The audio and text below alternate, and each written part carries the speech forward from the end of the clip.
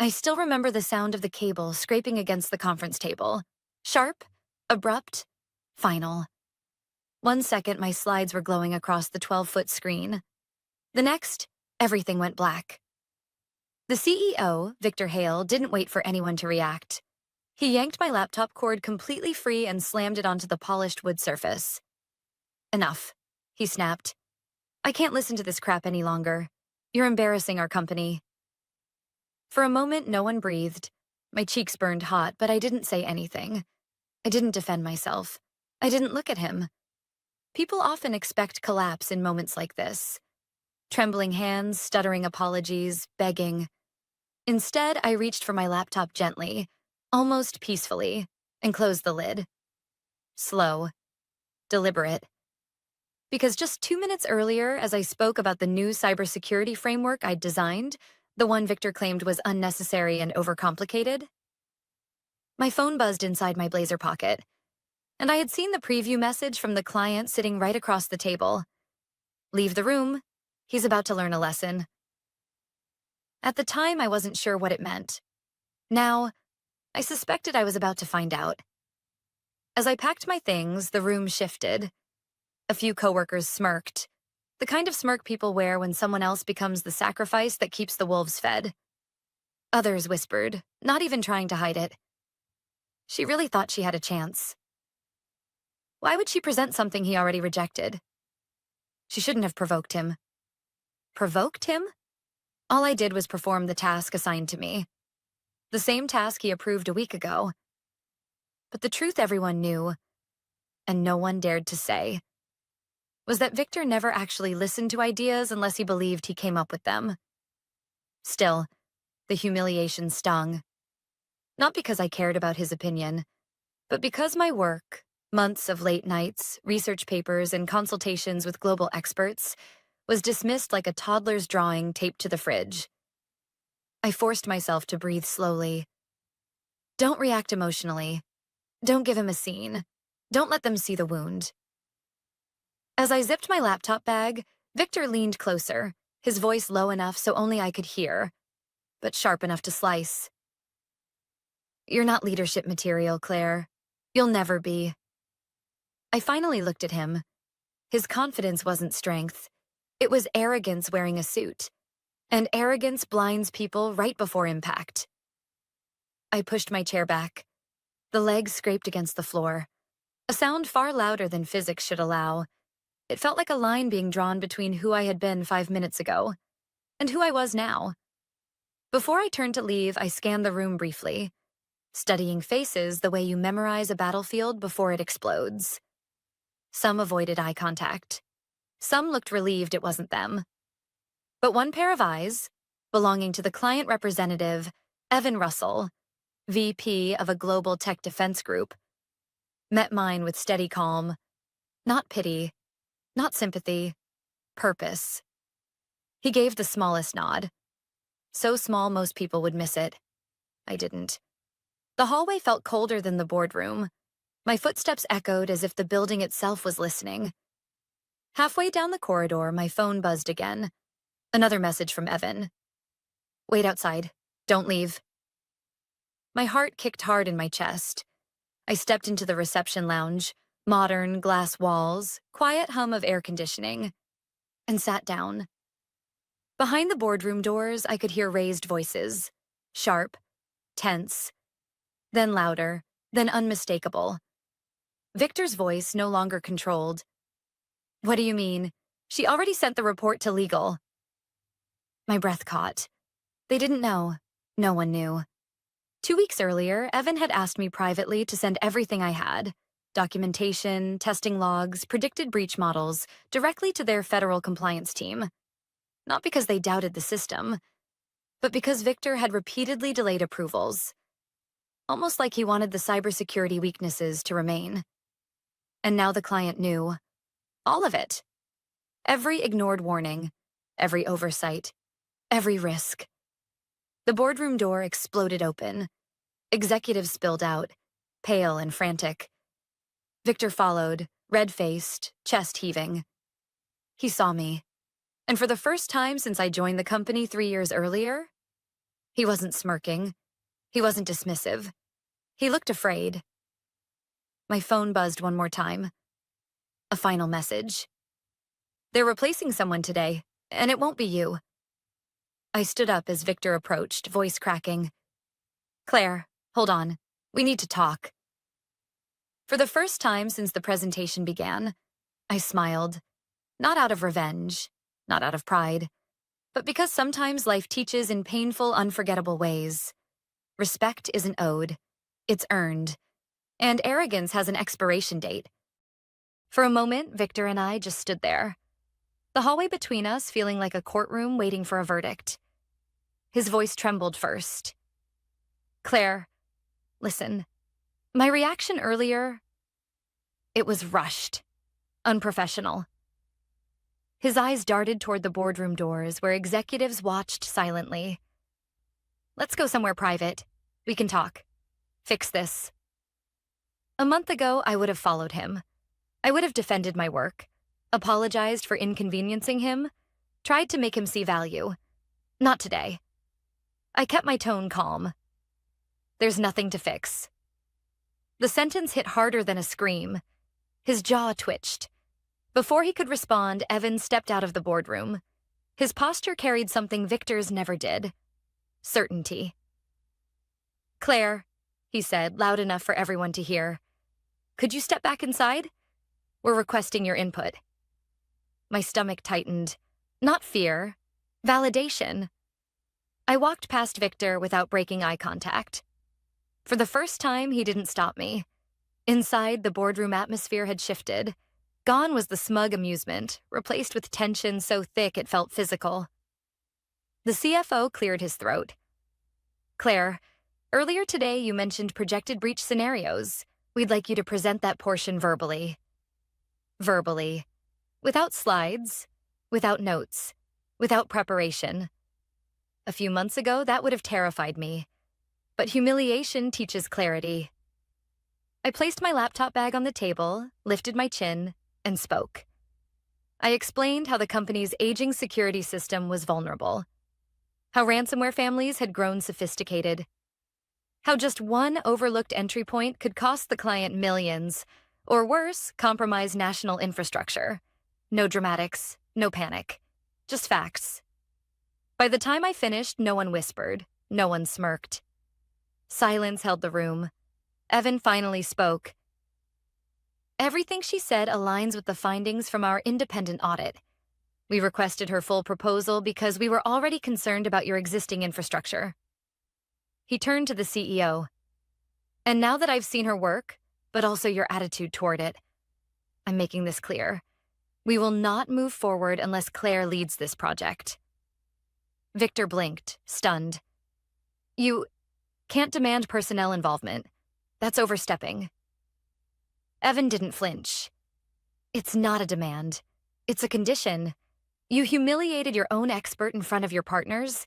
If she leaves, we follow. The CFO exhaled sharply. The COO stared at the table. Victor paled. And I finally breathed. The HR director stood abruptly, as if remembering something. There's another matter. Claire submitted a formal internal report last month regarding ignored risk documentation and project delays. She looked directly at Victor.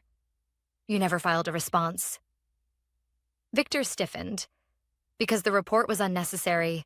This entire department has... Enough, the CFO snapped. We've had complaints before.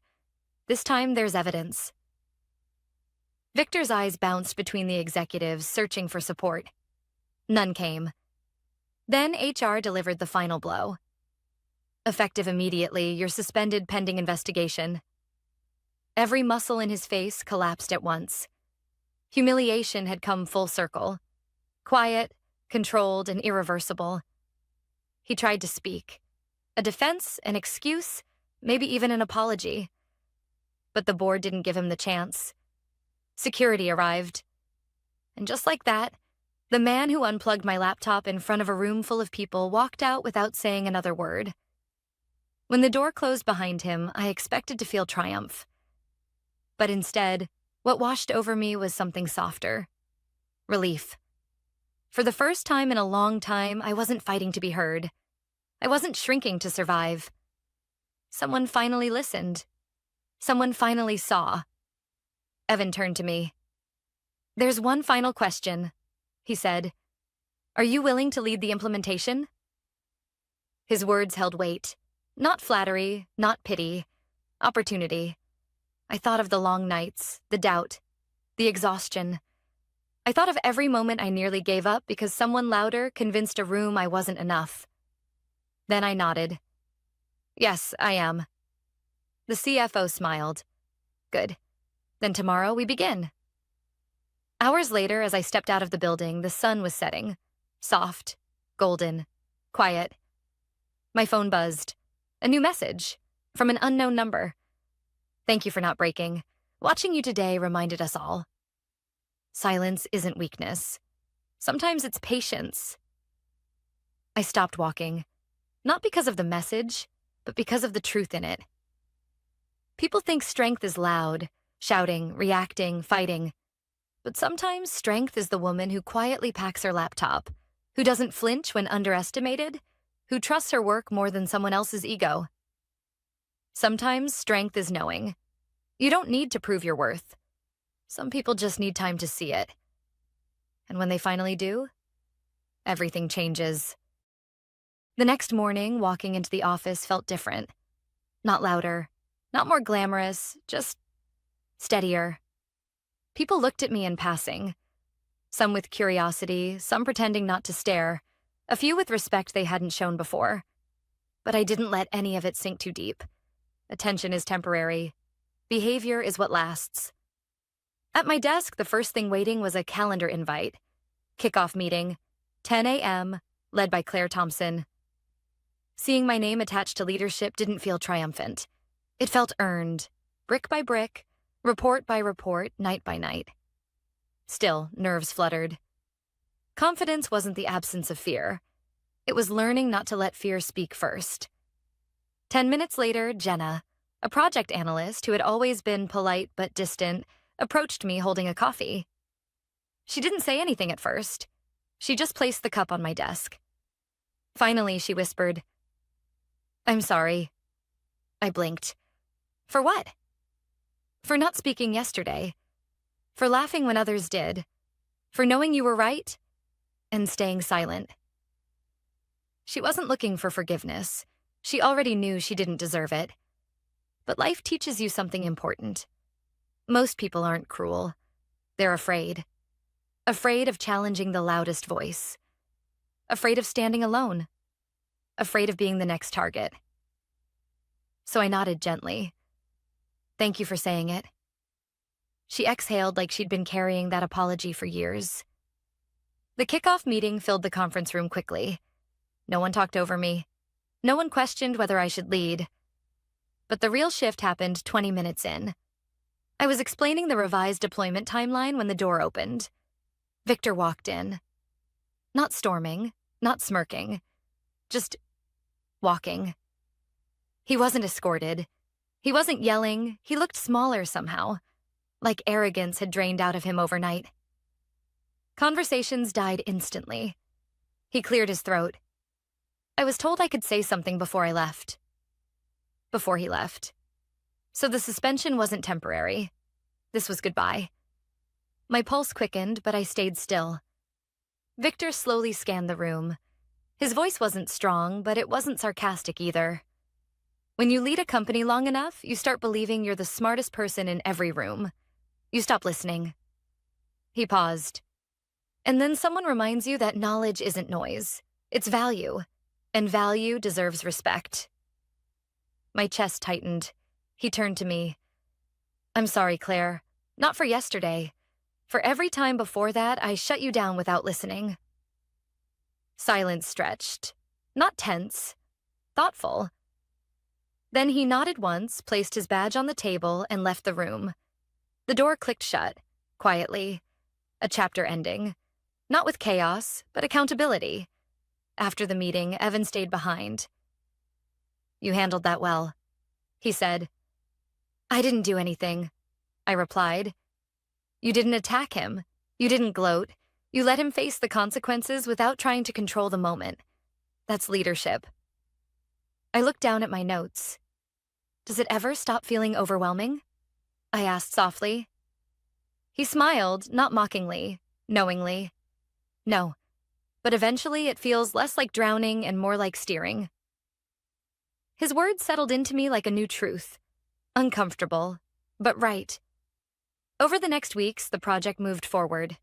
People asked questions, people sought input, people listened. And slowly the culture shifted. Not all at once, change rarely happens in a single explosion. Sometimes it happens through quiet repetition. Truth, respect, accountability. One afternoon, while reviewing updated security logs, HR emailed me. A new contract attached, a new title, Director of Cybersecurity Architecture. I stared at the screen. It wasn't victory. It was validation. A reminder that standing up for what's right doesn't always require confrontation. Sometimes it requires unwavering belief in the work. The night I signed the contract, I sat in my living room with a cup of tea, replaying everything. The humiliation, the message, the shift, the apology. And I realized something. We often think the loudest part of the story is the moment we break, or the moment we rise. But the real turning point? It's quieter. It's the moment we decide, I am worth being heard, even if no one listens yet. Strength doesn't always roar. Sometimes it walks out of a boardroom calmly, while a storm waits behind the door. And sometimes, just sometimes, the storm changes everything. By the fourth week, everything felt both familiar and unrecognizable. Same building, same badge, same view from the 8th floor window. But the energy? Completely different. Meetings ran smoother. People came prepared. Questions were thoughtful, not performative. And when disagreements happened, because they always do, they were about solutions, not egos. Still, something inside me remained unsettled. Not anxious, just aware. Success changes how people treat you, but it also reveals who they've always been. One morning, while reviewing a vendor contract, my inbox pinged. A message from someone I hadn't expected to hear from. From Victor Hale. Subject, coffee? My stomach tightened. Part of me wanted to delete it. Another part understood the request wasn't casual. So, I replied. I'm available at 3 p.m., the cafe across the street. At 3:02, I saw him through the window. No suit jacket, sleeves rolled up, posture less rigid. He looked like a man who'd stopped pretending to be invincible. When he sat down, he didn't force small talk. He just exhaled and said, "Do you ever think about how close you were to walking away?" I studied him. His tone wasn't defensive or manipulative. It was honest. "Yes," I said. "More times than I can count." He gave a sad chuckle. I know I made it difficult. I made a habit of pushing away people smarter than me. Not many people admit that. He continued, slower this time. I built this company from nothing. And somewhere along the line, I stopped believing I needed to learn anything new. His fingers traced the rim of his coffee cup, a small, unconscious gesture of regret. I thought leadership meant power, he said quietly. But watching everything fall apart, I realized it means accountability. For a moment, neither of us spoke. Finally, I asked, "So what now?" He lifted his eyes, tired but clear. "I'm consulting for a small startup. They build accessible security tools, low budget, high potential. They wanted me, but they need someone who understands the evolving landscape." A pause. Then the words he never could have said weeks earlier. "Would you consider advising them?" Not for me. For them. They deserve someone who listens. I wasn't expecting that. But growth isn't just changing yourself. Sometimes it's recognizing when others are trying to change too. I nodded slowly. "I'll think about it." His relief was subtle, but real. Before he stood, he added one last thing. Claire, thank you for not fighting me the way I fought you. If you had yelled or made a scene, I would have dug in deeper. But you let the consequences be the teacher. I didn't know what to say, so I simply replied, everyone learns differently. He smiled, small, sincere, then left. And as I watched him walk away, I realized something surprising. I no longer felt anger, just closure. Later that week, during a final pre-deployment review, Jenna leaned close and whispered, "You know what still shocks me?" "What?" "You never once gloated. Most people would have." I thought about it. The humiliation, the whispers, the moment the screen went black, the moment every eye turned to watch me fall, then the message that changed everything. Leave the room. He's about to learn a lesson. Finally, I answered her. Winning isn't proving someone wrong. It's proving to yourself that walking away from their approval doesn't cost you your worth. She nodded, not because she understood fully, but because she wanted to. Deployment day came faster than expected. The client signed off. The systems ran flawlessly. And when the final confirmation message appeared on the dashboard, the room burst into applause. Evan approached me with a handshake that turned into something warmer, respect in physical form. "You didn't just secure a system," he said. "You changed a workplace." Maybe that was true. Or maybe everyone simply remembered what can happen when someone is underestimated long enough. That evening, as I packed up my things, I paused and looked around the office. Really looked. Where I once felt small, I now felt grounded. Not because of a title, not because of recognition, but because I finally understood. Strength isn't the absence of doubt. Strength is moving forward anyway. And sometimes the most powerful revenge is becoming someone who no longer needs it. 3 months after deployment, life settled into an unexpected rhythm.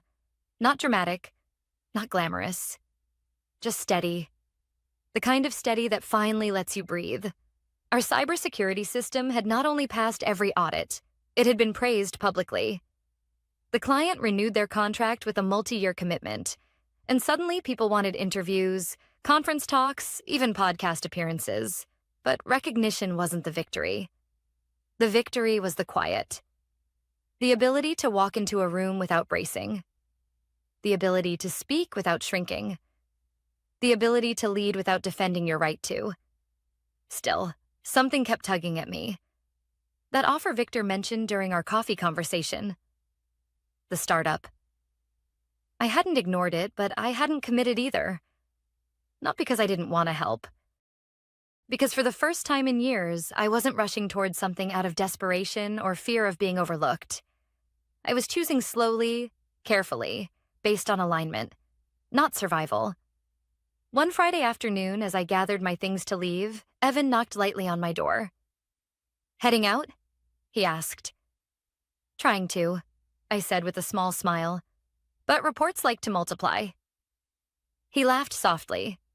"Mind if I walk with you?" We left the building together, the late autumn wind pushing fallen leaves across the walkway.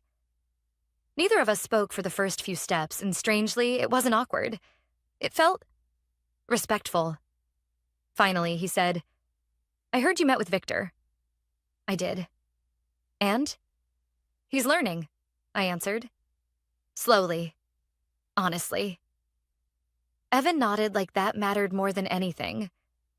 We reached the street corner before he spoke again. "You know," he said gently, "not everyone gets a moment like you had. A moment where everything someone used against you becomes the thing that elevates you." I looked down at the pavement. It didn't feel like a moment, I admitted. It felt like 1,000 small choices stacked on top of each other. "Exactly," he said. "People think resilience is one dramatic act, but it's not.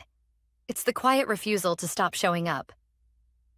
We stopped at the crosswalk, and then he asked the question I'd been avoiding from everyone, including myself. "So what do you want now?"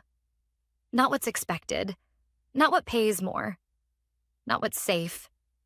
What do you want? No one had asked me that in years, maybe ever. I didn't answer right away. Instead, I closed my eyes for a moment, letting the world slow. What did I want?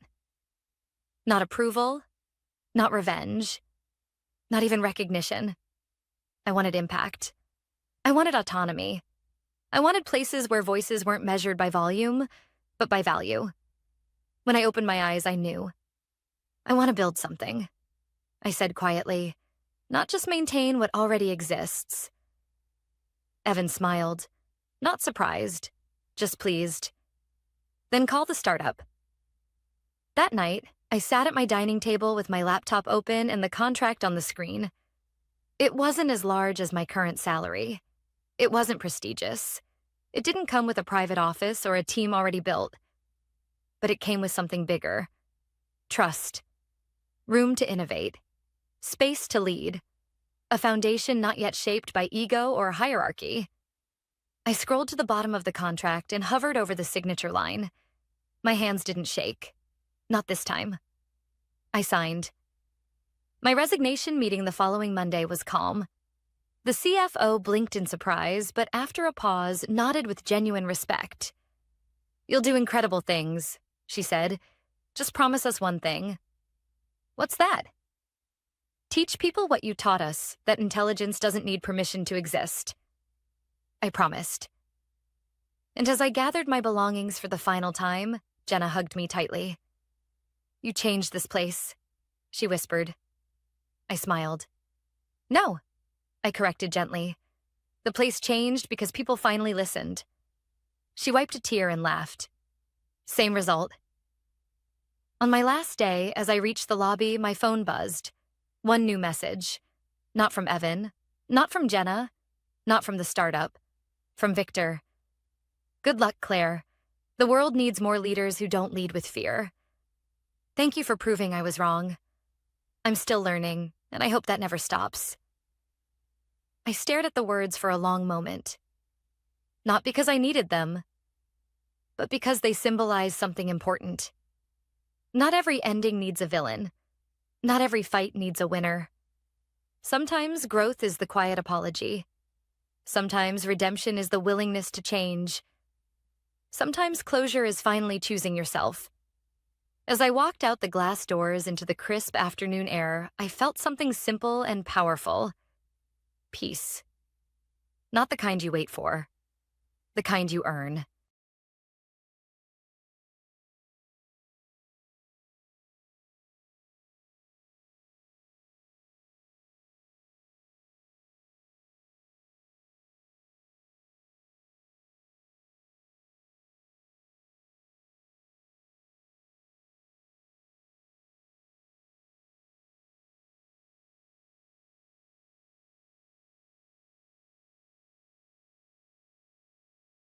I was halfway through rebuilding our manufacturing traceability system, something the auditors had been breathing down our necks about for months, when Richard Stone, the CEO of Stone Tech Industries, walked into my office without knocking. He didn't sit. He didn't greet me. He didn't even look at me. He just stood there scrolling on his phone and said, flat, emotionless, "Clear your office. My son needs it." Just like that. No explanation. No warning. No thank you for the 8 years I'd spent rescuing his failing software infrastructure. Just those words and the unspoken message behind them. You are replaceable. I remember blinking once, twice, as if maybe I misheard. But he just kept texting, waiting. So I said the only thing I could say without handing him my dignity. "Sure." He nodded like I'd just agreed to fetch him coffee and walked out, already onto whatever message was glowing on his screen. My name is Eva Monroe, and at that moment, I realized something I should have seen years earlier. In Richard's eyes, experience meant nothing. Loyalty meant nothing. Results meant nothing. The only currency that mattered was bloodline. When I first joined Stone Tech, the system was chaos. Purchase orders missing. Supplier records outdated by years. Compliance forms scattered across email threads like confetti after a parade. If a federal audit had struck then, we would have been fined into bankruptcy. I rebuilt everything. Slowly, methodically, late nights, weekends, holidays. In the military, back before life became cubicles and boardrooms, we had a saying: amateurs rely on luck, professionals build systems. And I built StoneTech, a system so smooth the executives forgot it ever needed maintenance. That was my mistake. When things run flawlessly, people assume it's easy. I packed slowly. Not because I was emotional, though there was an ache, but because every object in that room had history. The whiteboard covered in diagrams no one else understood. The second monitor calibrated perfectly for vendor dashboards. The encrypted flash drive with every system automation I'd built. My notebook filled with codes, vendor contacts, audit exceptions. 8 years of institutional memory in ink. I placed only 3 things in my bag. My notebook. The flash drive. The framed photo of my dad and me on graduation day.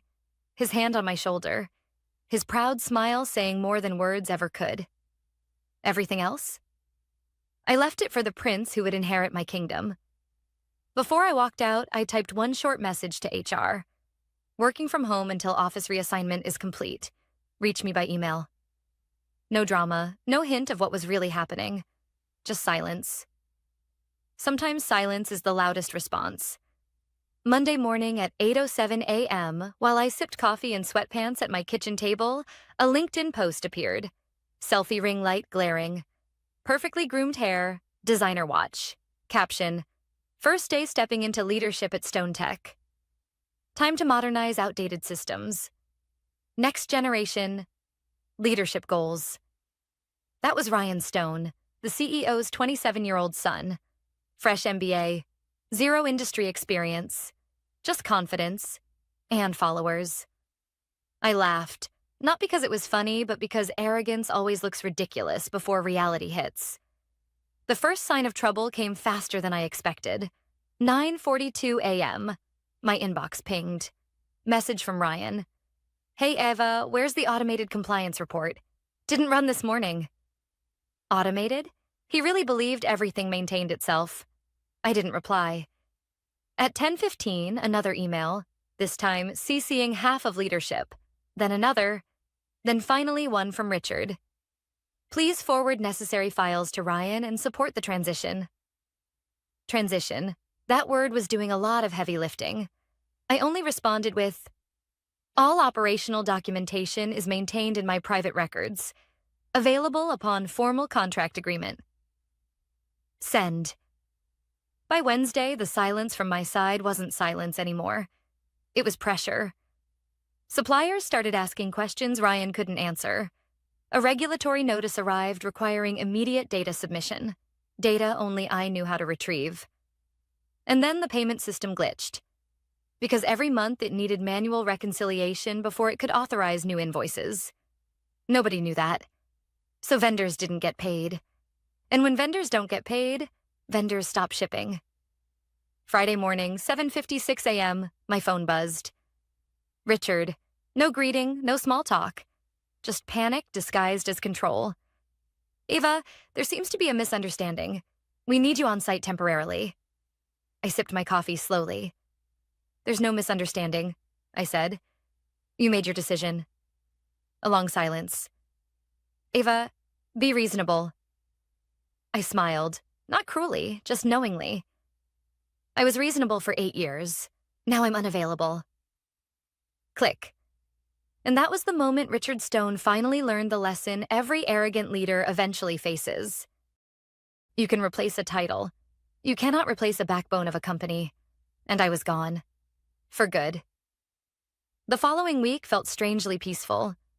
While StoneTech scrambled internally, I woke up each morning without alarm clocks, without office politics, without the constant expectation that I would fix messes made by people who barely understood the systems keeping their business alive.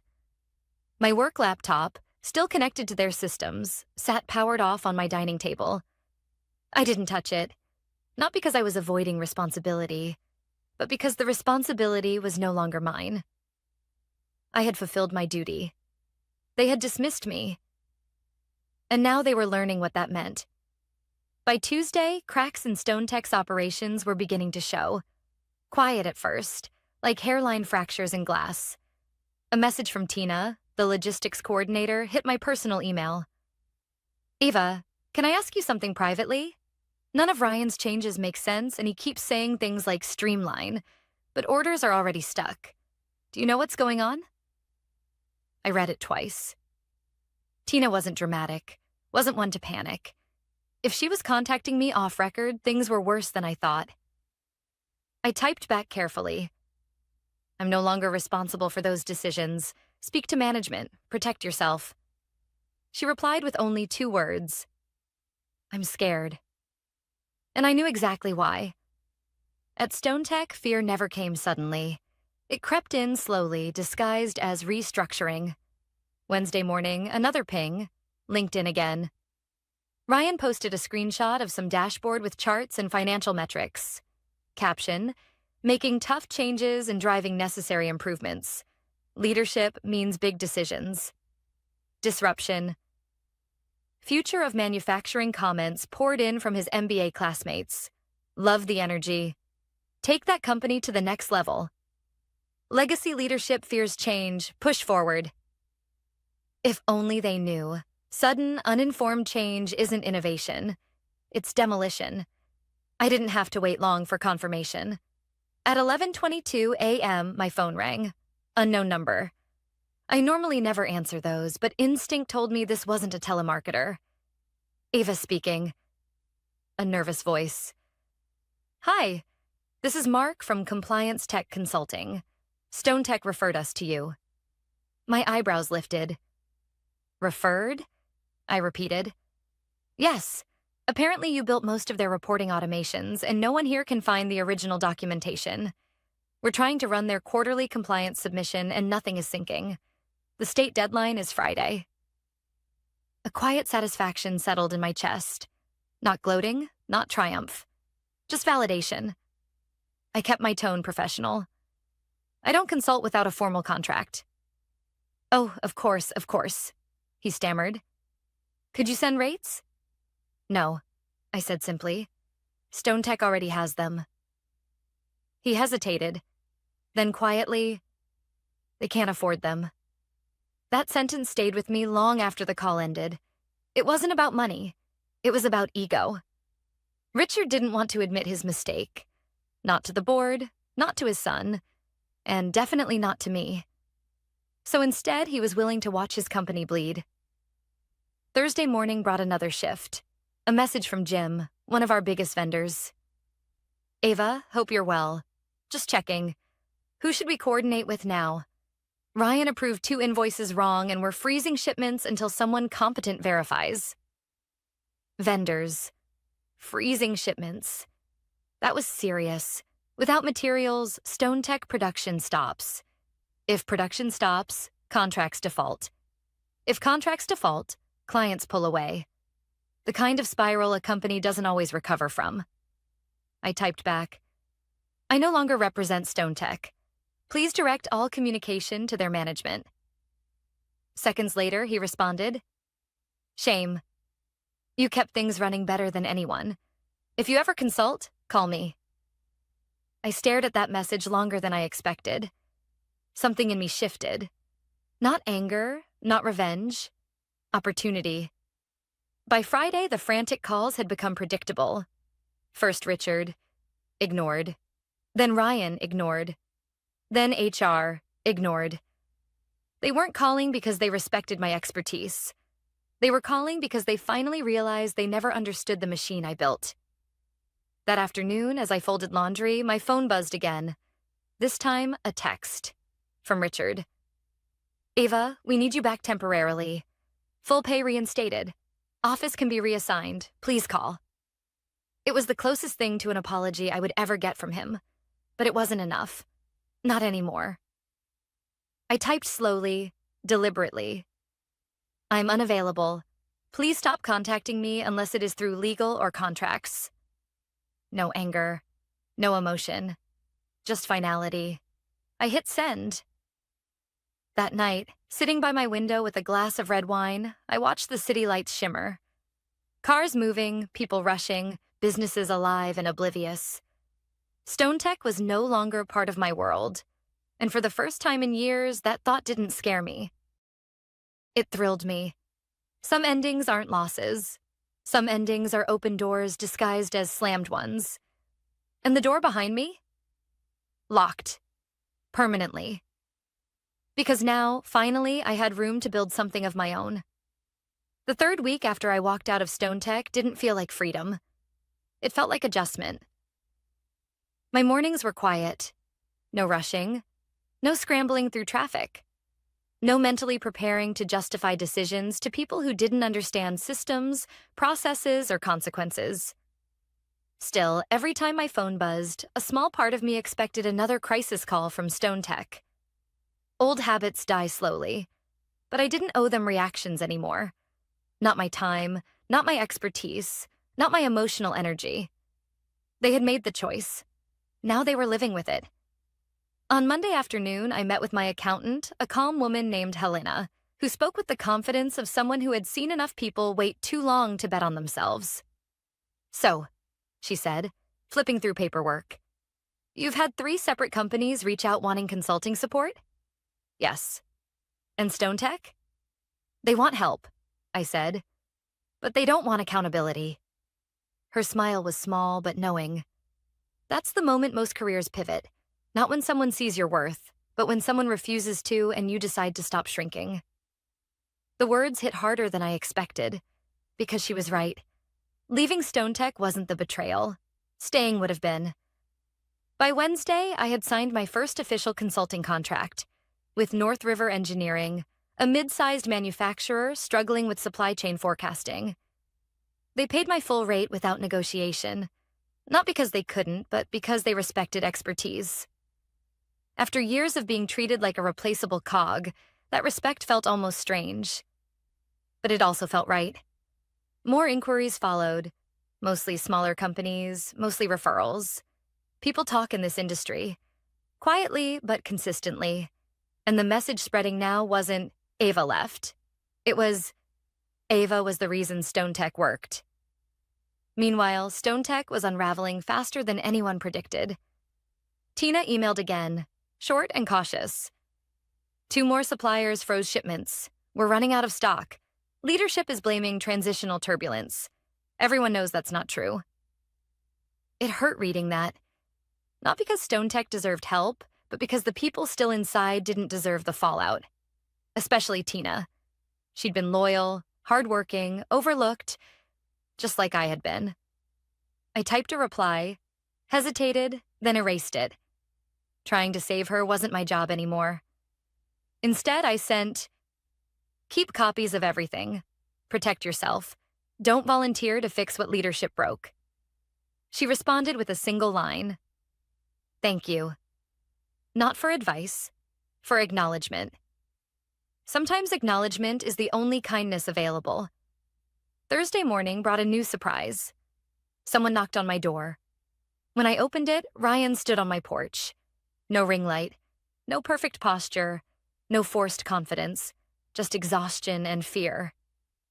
"Ava," he said quietly, "can we talk?" For a moment, old reflex, the one that fixes everything, almost answered. But then memory stepped in. His picture-perfect announcement. His comments about modernizing outdated systems. His father dismissing me mid-task. So I stepped outside but didn't invite him in. "What do you need?" I asked. He swallowed. "We can't run the quarterly reports. Vendors won't work with us. Dad is blaming everyone. The board wants documentation I can't find because..." He hesitated. "Because I didn't know what you did. I didn't know how much of this wasn't automated." There it was. The truth finally spoken, not out of respect, out of consequence. I didn't soften. I didn't rescue. I just nodded. "And what exactly are you asking, Ryan?"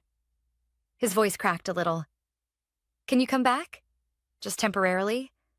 I'll give you the office back. I'll tell my dad he was wrong. Whatever it takes." For years, I would have said yes. But growth doesn't happen in comfort. It happens in separation. So I answered calmly, "No." His eyes widened. "Just like that?" "Yes," I said. "Just like that. But we need you." I know, I replied. But need isn't respect, need isn't value, and need doesn't erase how I was treated. He exhaled shakily. So that's it? You won't help? Not at all? I held his gaze. If I help you now, you won't learn, and neither will your father. The silence that followed wasn't hostile. It was realization. Finally, he nodded. Not with agreement, but acceptance. I'm sorry, he said, barely audible. I didn't respond. He walked back to his car, shoulders heavy, and drove away. That night, as I sat reviewing contracts for new clients, a quiet truth settled inside me. For years, I'd believed survival meant endurance. But leaving Stone Tech taught me something sharper, something stronger. Sometimes the most powerful move isn't fighting back. It's walking away and watching what falls without you. And Stone Tech was finally learning what I already knew. A company can replace a desk, but it cannot replace the person who kept the lights on. By the start of the next month, my consulting work had grown from an idea into something solid, structured, real, sustainable.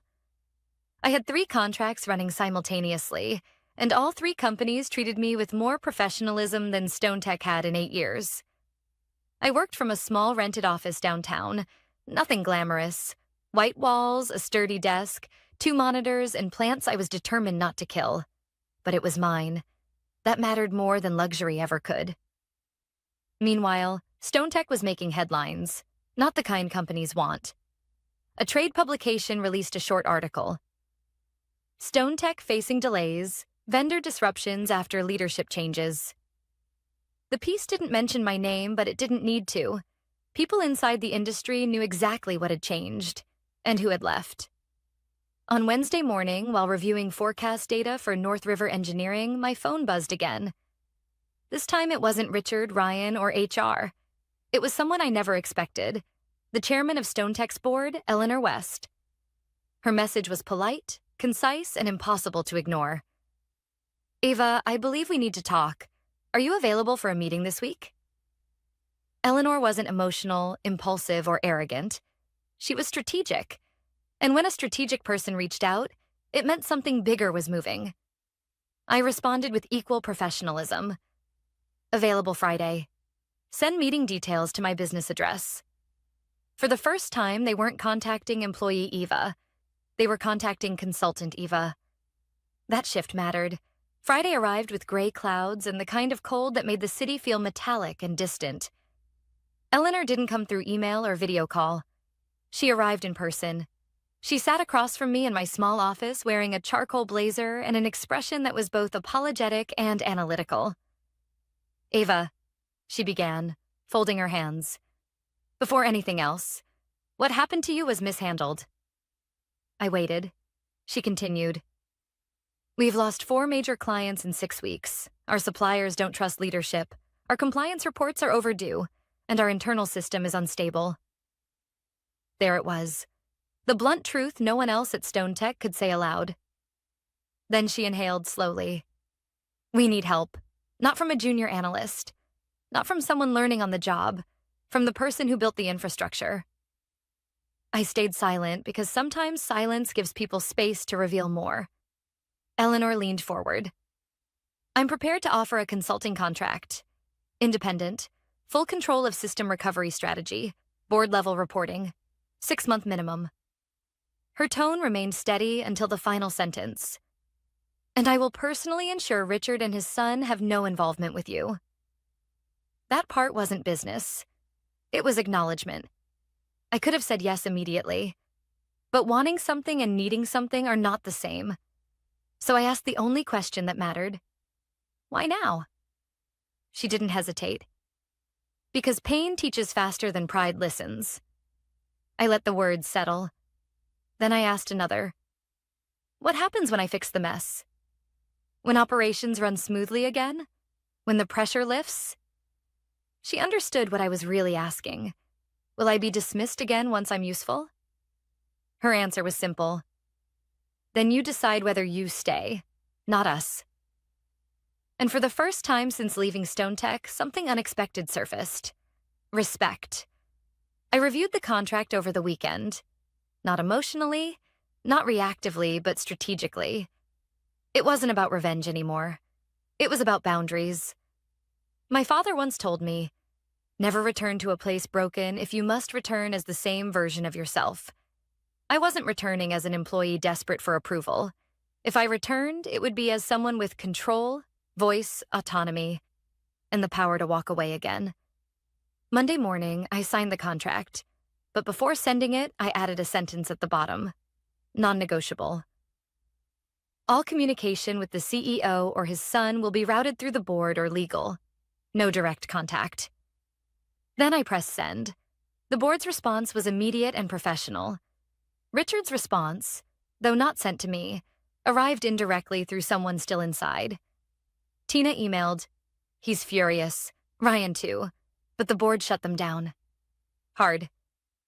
People are actually relieved. Relieved.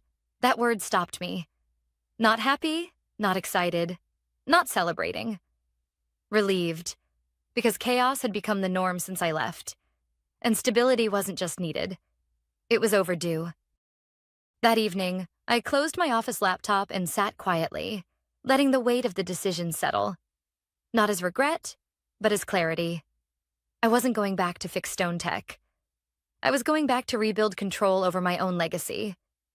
Some people think revenge is loud, but the truth is, real revenge is walking back through the same doors they pushed you out of. Not because you need them, but because now they need you.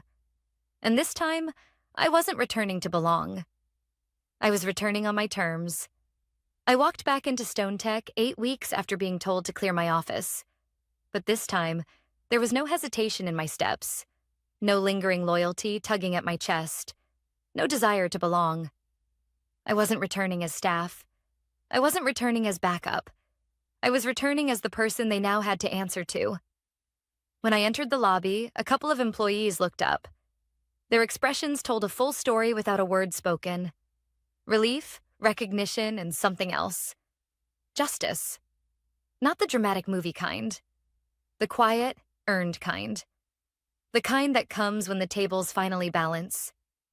I met the board in the same conference room where Richard once dismissed me in front of executives, brushing off my warnings about system vulnerabilities like I was a nuisance rather than the person holding the company together. Now, the room felt different. Not because the walls or furniture changed, but because my position in it had. Eleanor greeted me first. "Ava," she said, extending her hand. "Glad you're here."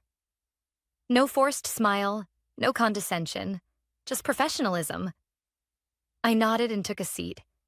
Richard was already there, stiff, jaw tight, eyes locked on the papers in front of him instead of me. Ryan sat beside him, arms folded, pretending confidence but failing to hide the weight of consequences. It struck me then, not with satisfaction, but with clarity. They weren't villains, just people who believed competence was replaceable. People who mistook familiarity for lack of value. People who assumed the machine would keep running because they never learned who built it. Eleanor opened the meeting. "We're here to establish a recovery plan. Eva has full authority over operational restructuring. Any objections?" Silence. Not because they agreed, but because they no longer had the power to disagree. Work began immediately. The first week was assessment, digging through broken processes, mismatched data, unpaid vendor files, and outdated reporting queues. I discovered shortcuts Ryan had attempted, deleted approval routes, simplified workflows that removed safeguards, and automation scripts run without pre-processing, like trying to fly a plane by removing half the controls to make it more modern. On Thursday afternoon, I sat across from Ryan and asked one simple question. "Why did you change the payment sequence?" His answer wasn't defensive or calculated, it was honest. I wanted to prove I could do something meaningful. I thought simplifying things was progress. I studied him. "You can't change systems you don't understand," I said, not harshly, but firmly. Efficiency isn't less steps. It's the right steps. He nodded slowly, absorbing a lesson that should have been taught long before he inherited a position he wasn't ready for. That was the first time I saw something in him that wasn't arrogance. Humility. Maybe late, but real. By week 4, shipments were flowing again. Vendors unfroze accounts. Compliance reports were not only filed, they were correct. Systems synced. Audit risk dropped. Inside the company, the atmosphere shifted. Not back to how it was. Better. People asked questions. They documented procedures. They took ownership. They respected the process, not just the outcome. Sometimes pain doesn't destroy. It restructures.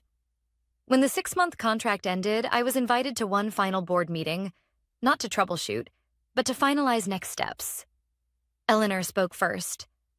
Ava, we'd like to offer you a permanent executive position. Full operational oversight. Richard stared at the table, silent. Ryan's expression was unreadable. I let the offer hang for a moment. Not dramatically, just thoughtfully. Then I exhaled slowly. I appreciate it, truly. But I didn't rebuild this company to return to the role I outgrew. Stone Tech needs structure. And now it has one. I built a consulting firm because I finally understood my value. And I'm not going backward. Eleanor nodded, not disappointed, but respectful. Then what do you want? She asked. I smiled. A long-term consulting retainer, renewable annually, advisory, not operational, and full autonomy. She extended her hand again. Done. After the meeting, as I walked toward the exit, someone called my name. It was Ryan. He didn't approach immediately. Instead, he spoke from a few feet away, like he understood boundaries now. Ava, thank you. Not just for fixing things, for not letting me ruin the whole company. I nodded once. Learn from it, I said. Mistakes aren't permanent failures unless you repeat them. He gave a small, genuine smile. I will. And for the first time, I believed him. When I stepped outside, the air felt different. Lighter, cleaner. Not because Stone Tech had changed, but because I had. Leaving wasn't the end. Returning wasn't revenge. Success wasn't validation. The real victory was recognizing my worth before anyone else did. Because sometimes life doesn't give you applause, closure, or apologies. Sometimes it gives you something better. A second chance. On your terms.